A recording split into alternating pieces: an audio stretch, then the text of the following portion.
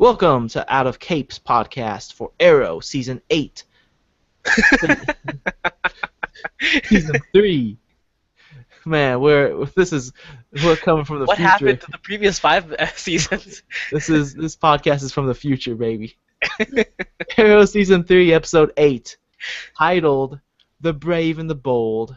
This is a weekly podcast focusing on CW's The Arrow series and other shows. I am your co-host, Staffa, and as you already heard, that is not Eric's voice. That is Kevin. He is substituting for Eric because Eric could not make it this week. If you listen to my video game podcast, Out It Continues, you might be familiar with Kevin because he's on there like 2 times each week.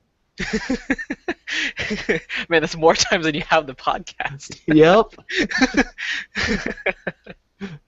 So, anyways, The Brave and the Bold. Well, let's talk about how this show is structured first. First, we're going to discuss, the episode of Arrow. After that, we're going to give it a review and rating, and then after we close out the show, we're going to talk about theories and potential spoilers. So, discussion: Brave and the Bold. This is if you're not familiar with that title, it is the team-up pairing of Batman and Superman. Yep. And basically, this whole episode was like a comparison between Flash and Arrow. While the first part of this crossover was Flash versus Arrow fighting each other just for the heck of fighting each other. This episode was more about the comparison of the darkness of Arrow versus the cheerful colorfulness of Flash. Yeah. Flash being a character who embraces his abilities, who loves his abilities, who loves helping people. They commented on how they give their enemies nicknames and so on. While Arrow, Oliver, he lives a dark life. He tortures people for answers. He doesn't. He doesn't want to have a love life all of a sudden, even though he had no problem having a love life in season 2 and season 1, but season 3, nope, can't have it. Yeah. No good for you. And they also straight up made the Batman comparison when Team Flash was talking to Felicity, saying, "Hey, can we see your Arrow cave? You have an Arrowmobile." Yeah. So that was an obvious wink and nod to Batman. Mm-hmm. So they're basically going with Arrow being Batman and Flash being Superman since he has the super abilities. Yep. So these notes were not written by me; these were written by Eric. So let's see, Flash cast at Arrow Cave. Oh, so basically, Eric put down having the Team Flash visit the Arrow Cave, the Arrow Quiver, and I kind of like the scene with Cisco geeking out over everything. Yeah.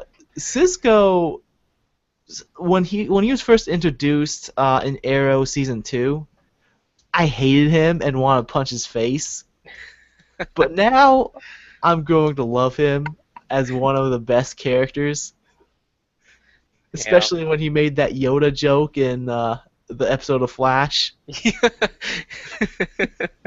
Are they allowed to do that? Because Star Wars is owned by Disney, which owns Marvel. Yeah. I don't know. I'm not sure what how the copyrights would work for something like that. I mean, like if Star Wars exists if Star Wars exists as a movie in the DC universe, does Spider-Man comics exist too? This is a philosophical question that needs to be addressed. Well, I think Felicity, was it Felicity or one of the female roles in one of those two shows makes a mention of saying things like, "We're not comic book heroes" or something like that to Oliver, or something like, I can't remember the exact situation, um, but yeah, I mean, like, it's kind of interesting that, you know, it's being played in a comic book story, but it's I mean, they treat it as if these are not, like, like, heroes are still not commonplace, and they're still things that are, superheroes are not part of normal life. Yeah. Um, yeah, and also I mean, as far as like the team visiting the headquarters and all that, uh, I knew that as soon as Cisco was there, like geeking out over everything, I knew it would mean by the end of the episode, he was going to make new stuff for Oliver. Yeah, I mean, he already made it, like, early in the episode when he first sees his things. He makes a mention of Oliver's outfit, and, like, he's like, I can. Uh, Red is I can so make much it. cooler. Yeah, so I mean, right as he said that, it was obvious that he was going to do something. hmm So, Lila and Diggle. So, I mean, like, obviously they're hinting the whole episode that they're gonna get back together. Yeah. You know, saying your wife and Right. all that. I don't know if I'm just really unobservant, but I thought Lila was just a like an agent for Waller, and she wasn't like a top person. Well, Because in this episode they made it out that she was like, a top big head.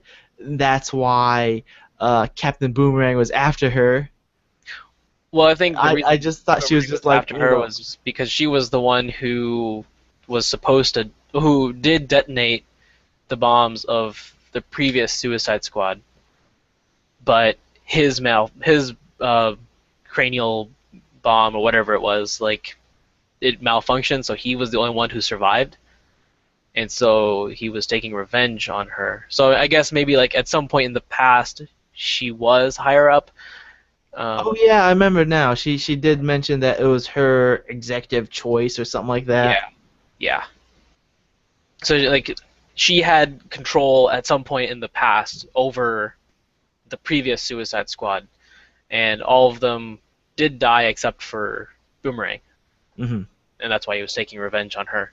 Now speaking of Boomerang, um, I did like how he had a larger role in this episode than our good friend Prism Yes, I had completely agree. in the Flash. Uh, I, did he sound Australian to you, or am I just racist? And I'm expecting like a "Oi." uh, I don't know if he did have an accent, but it wasn't nearly as Didn't sound very strong Australian. as To me. Slade. He didn't go, "Hey kid."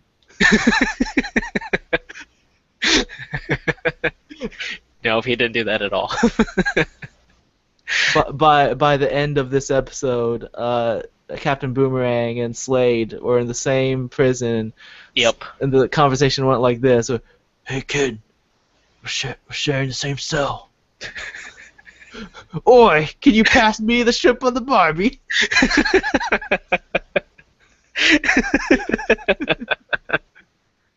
No, that's what I'm talking about, kid. Oh man. And like Oliver said, he put them on an island, and Australia's an island. Yep. So he took them both back home. He deported them. That's their punishment, deportation. Oh man. But yeah, I thought Captain Boomerang was actually pretty cool. I mean, like we already talked about on the podcast for the Flash about how we're upset with how this crossover wasn't exactly a continuation of the same story. I feel like as how well they portrayed Captain Boomerang, they could have done something bigger and better between both episodes. But Hmm. I mean, from what they did show in this episode with Captain Boomerang, he did seem like a really cool character with him like throwing those boomerangs around and like getting people while they're behind cover. And Yeah. I thought that was pretty cool because it showed off why he's using boomerangs, because you can't hide behind cover if the thing is gonna get you from behind, you Right. know. So, but it was kind of silly that he's like out in the middle of everything. They all have guns and he's just completely exposed.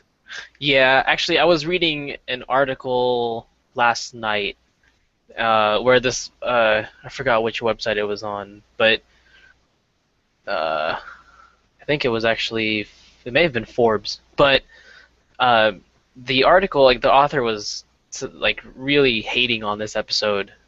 He was saying that there was a lot of things that were wrong with that just didn't make much sense. And when you mentioned the fact that he's in the middle of the room and everyone's shooting at him, that is kind of what reminded me of this article, because he just mentions that he Boomerang just walks into an Argus facility, and it does seem kind of odd that he would you know that a top secret organization has such terrible security.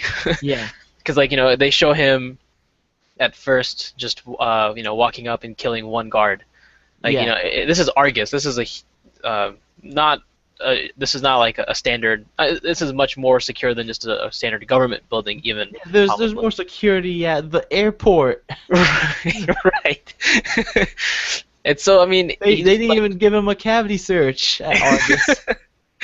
so he just like walks up, kills the one guard that's there, and then is in the middle of this room full of highly trained military operatives, and none of them can get him. Yeah. And I mean, like, I didn't think too much of that, but, like, what I didn't like is how he was battling off both Roy and Oliver at the same time. Like, the two of them could not take out Captain Boomerang, who, I mean, he's a skilled guy, but he is not, like, a super top-tier enemy that can take on multiple superheroes at once. Like, mhm. Flash just Flash alone takes on like the entire Rogues Gallery at the same time, and Captain Boomerang is one of the Rogues. Yeah, So I just didn't like how both you know Arrow and Arsenal are fighting him at the same time and still couldn't do anything. yeah, In fact, he almost took out Arrow if it weren't for Flash coming in and but yeah, just the right time and catching the boomerang. yeah. Yeah. Um, Another thing about Captain Boomerang, which I thought was really dumb, was the whole bomb situation. Like, because he okay, he obviously saw Flash earlier, with his super speed abilities. Hmm. So what made him think that okay, you only have time to do one? Stop me or stop these bombs? And like, why is that even like? Why is it one or the other? Why not both? Because Yeah, it I was doesn't even thinking make that any too. It's like sense. there's two superheroes. One of them can run faster than the speed of sound. Like, what's stopping them from doing both? It didn't make any sense at all. Yeah. Yeah. Plus, Barry gave both Team Flash and Team Arrow whiplash. Well, not exactly, because they obviously weren't in pain.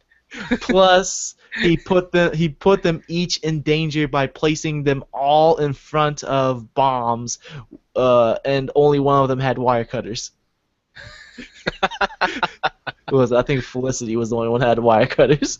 Yeah. No one else had wire cutters. No one else was prompted as to which wire to cut. They just were told, okay, cut the wires at the same time. Yeah, And, that's and good. Let's put the most important people other than the superheroes themselves in grave Cisco was danger. able to talk into his tablet without Wi-Fi and tell everybody else who had nothing. Oh yeah, that's right. No one else had like a communication. I didn't even think about that. Oh my goodness.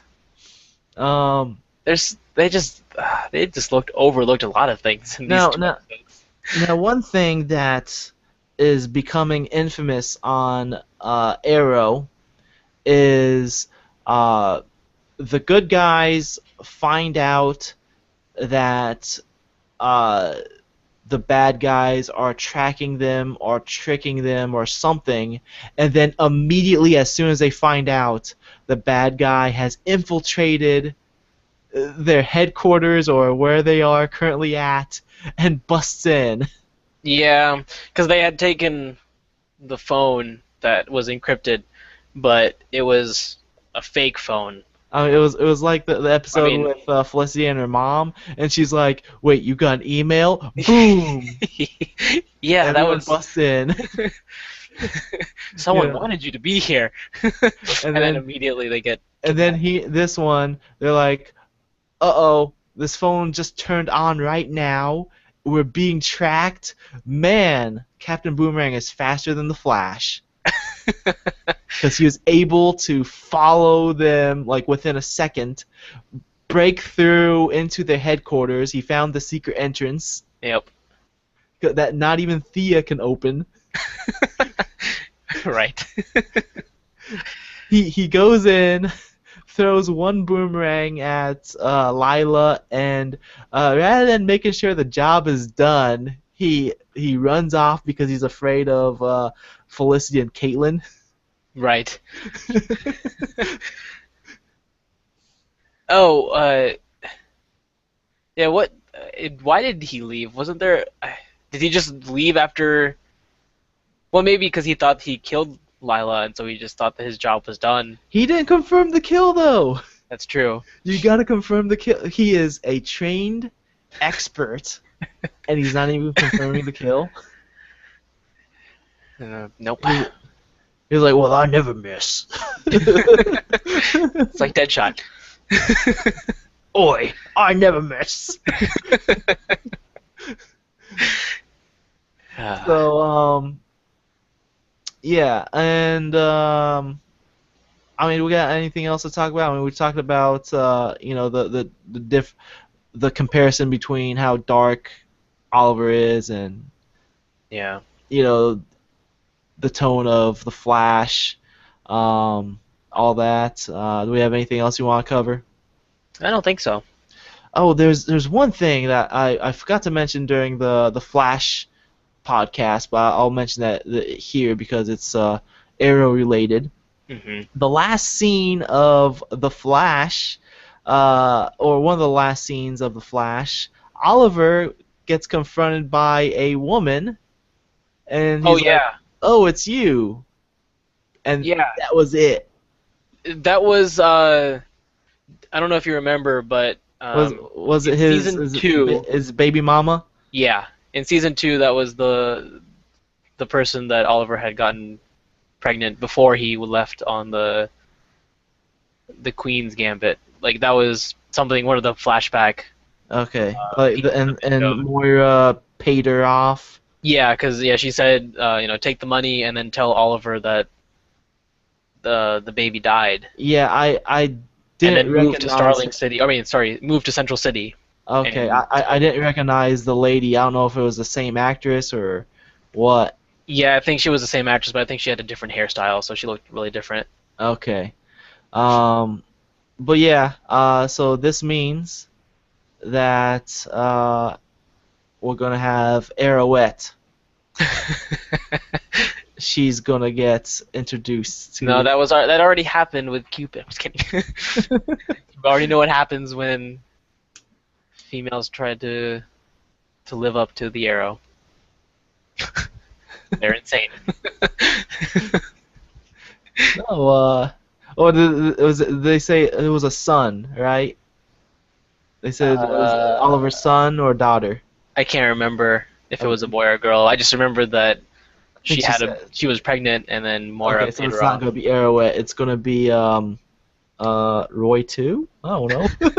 it'll be it'll be Roy's apprentice. So and it'll be Blue Arrow, or Pink Arrow if it's a girl. I think there is a Blue Arrow character. I don't know. I don't know. If only Eric was here to give his insight because he's like the #1 Arrow fan. Yeah. All right. So overall thoughts and review. Eric, he did not give me a review for this individual episode, but he said overall between both the crossover episodes, he gives it 5 out of 5 arrows. Oh man, so you gave 5 out of 5 to both of them. Yeah, between both the episodes. Sorry, not arrows. He gave 5 out of 5 boomerangs. I my rating for this episode, this is going to be a first time where I'm giving Arrow the higher rating than Flash. And I give this 4 exploding Shanghais out of 5. Four untortured bombers out of 5. Oh man, you stole mine. I was gonna say, I was gonna say that. For me, it's I don't know. I definitely liked this one better of the two Hmm. crossover episodes, but it still wasn't phenomenal. So I'm going to give. I was actually going to say 3 tortured triad members out of 5. Three baby mamas.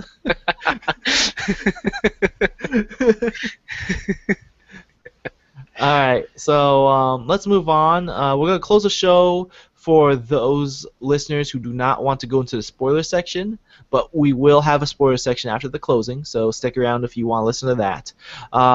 If you enjoy what you've been hearing, support us by liking us on Facebook, following us on Twitter, leave an iTunes review.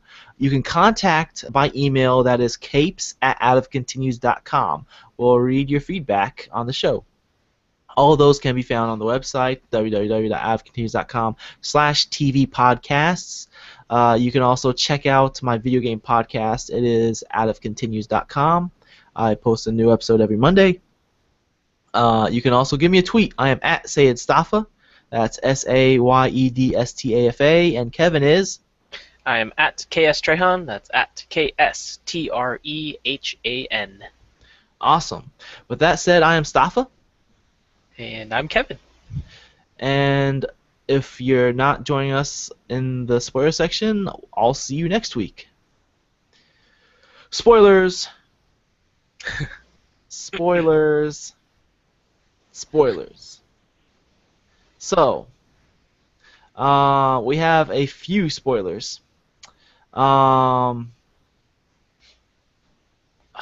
don't even know what this even says on that. Eric left a couple of notes. The first note I put in there, that we got confirmation that Manu is coming back in 2015 as Slade Wilson. Mm-hmm. We don't know which episode yet, but obviously he'll be like, "Hey kid, Happy Mother's Day." Oh wait, she's dead, kid. Oh man. Too soon. It's never too soon. Kid, it's never too soon. I really hope when they bring him back, I mean, whether I'm assuming he's gonna break out. I kind of don't think it's gonna be like Loki from Thor 2 situation where Arrow goes to Manu for where Arrow goes to Deathstroke for help. I Right. don't think it's gonna be that. I think it's gonna be Deathstroke breaks out. But if he does break out, if that's the case, I really hope that they go more with like Deathstroke being like a hired mercenary rather than uh, this guy that is obsessed with torturing Oliver because the love of his life died. Yeah. I like Slade Wilson, the calm and cool uh, mercenary who gets the job done over Slade, the I somehow have infinite resources and will make an army of convicts with my blood in them to give them superpowers. Yep. That's what I'm hoping. What do you think? Yeah. I'm also fairly certain he's going to be breaking out, or maybe. Well, so that's the thing is Malcolm Merlyn already knows about uh, the prison on the island, Hey kid, and stay out of my prison. it's possible that maybe something happens, and Malcolm Merlyn and Arrow are once again at battle, and if Malcolm Merlyn is in the situation where he needs an army, he might go to the island and free the people that Arrow has locked away. And There's only two people in there. well, I'm sure there'll be more. There's only Slade and Boomerang. Captain Boomerang. No one else. There's no one feeding them. No. Yep. I mean that's the thing is they have they're not going to starve because they're not on screen, so they're obviously eating behind the scenes. They got shrimp on the Barbie. 'Cause that's the only thing Australians eat. Well, yeah, I'm not quite sure how they're going to be released, but it's possible that Malcolm Merlyn might release them if maybe because I mean now the we know for certain that the League of Assassins is after Malcolm. They're pretty intent on killing him. Mhm. So maybe to fight the entire League of Assassins, he gets Deathstroke's help, and maybe Boomerang as well. And it might just be a big three-way battle because Arrow is also now against, or I guess is at war against the League of Assassins. So it might be a three-way battle against or between Arrow, League of Assassins, and Malcolm Merlyn slash Deathstroke slash Boomerang. I mean, I don't know. I don't see Deathstroke and Boomerang teaming up with Arrow, though I do see Malcolm Merlyn teaming up with having an alliance with Arrow because they have I mean they both have Thea in common for one, Hmm. and also they like pretty much most of their feud when they were feuding with each other in season one, it was before either of them knew who the other was. Like Merlin was trying to kill Arrow before he found out it was Oliver, Yeah. and Oliver wanted to stop the Black Archer, Hmm. and they didn't know Well, each other, and it kind of changed things up once they knew who yeah. each other was because uh, they had that mutual respect for each other outside of their Arrow personas. Not really because Arrow, I mean Oliver knew that Malcolm Merlyn was, um, I guess like the head of the Undertaking, and that was his whole vendetta Well, with his. But he didn't know obviously he didn't know that he was part of the League of Assassins. he But saved Merlin, like when he revealed himself to Tommy. yeah, well he was on the list, and he had saved him only because I forgot what the situation was, but I know that if I remember correctly, uh, he didn't. He only saved him because of the situation that they were in, and it wasn't necessarily because he was, he liked Malcolm Merlyn. He knew that Malcolm Merlyn was on his list, that he was to take out everyone from that list. I mean, there was that one episode where Merlin thought Arrow was there to kill him, but he ended up not killing him, and like he basically was like, "What's up with that?"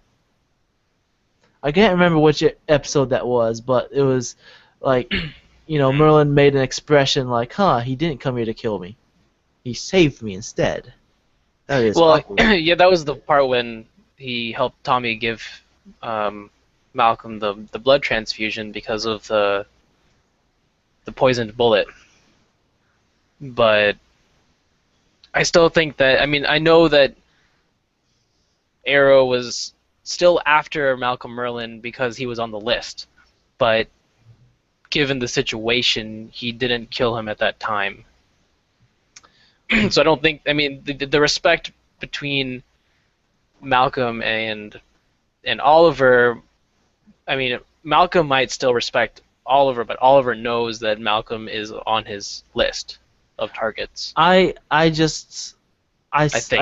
I If I remember. see them two being more likely to align with each other than Deathstroke or Boomerang or anyone else. Yeah, Um, I can see that too now. Yeah, because I mean, when you mentioned that they have Thea in common, that does kind of make it's like a family thing. mhm. um, Now we got confirmation from Eric. So if this is not true, I'm gonna blame it on him. That Ra's al Ghul will be in episode 9, which is next week. Hmm. And They did show him at the end of what was it, episode episode 7 of Arrow? was it episode 7? I don't think it was 7. It was like it was a lot earlier. It was like I episode thought. 3. Episode 3 of this season, Are you something like that. sure? Let's No, look at. because it was when Nissa went back after when Nissa went back and when dang it, It was episode what's his 4. name? It was episode 4, The Magician, What? Huh? I thought that was. because I have an image of What? him for on the website for that week. Hmm. So Okay. unless I went to the future, it was totally episode 4, The Magician, where they showed him at the end. So it's been over a month since we've seen him on TV. And Yeah. See, that's another thing is my timing is probably off because I watched you've been all catching up. of. Yes, I literally watched season 1, 2, and caught up to 3 all within just a couple of weeks. So that's probably why I haven't gotten like a good um, grasp on the timing. hmm Yeah. Like I saw some preview images where like both Oliver and Ra's al Ghul are like in a snowy mountain, bare-chested Hmm. with swords. So Interesting. I guess they're going with uh, what's it called? Batman Begins. Yeah. That's what they're going with. I mean, Yeah. this is definitely this rivalry between Arrow and Ra's al Ghul is different between compared to the other two. Uh, season 1 with Merlin and Arrow. Like I mentioned, neither of them knew who the other was. In season 2, it was Deathstroke, where they both knew who each other are and had a very close relationship. And Yeah. in this season 3, with Ra's al Ghul, both of them know each other but never met each other. Yeah, and the rivalry between them isn't anything personal either. It's mainly just because the League of Assassins is hell bent on getting Merlin, and Arrow keeps protecting him, or he stated that he would protect him. And it's also So I because mean, it's not like there's a personal issue between Ra's al Ghul and Arrow. At least nothing to the same level as the the personal issues between Slade and Oliver. and also it's because Ra's al Ghul has failed this city. Yep. Okay, so I did a quick search online just to see what this last note is about. Masio is the Asian guy that Oliver is staying with during the flashbacks. Ah, okay. Okay, so he is part of the League of Assassins. Mm-hmm. So that is where the ties are gonna come in between Arrow, Oliver Queen, and the League of Assassins. Mm-hmm. So Interesting. yes. And that's it that I got as far as spoilers. Do we have any theories we want to talk about that we can think of? Not really. I don't think there's. I don't think I have anything. All right. We'll wrap it up then. All right. See ya.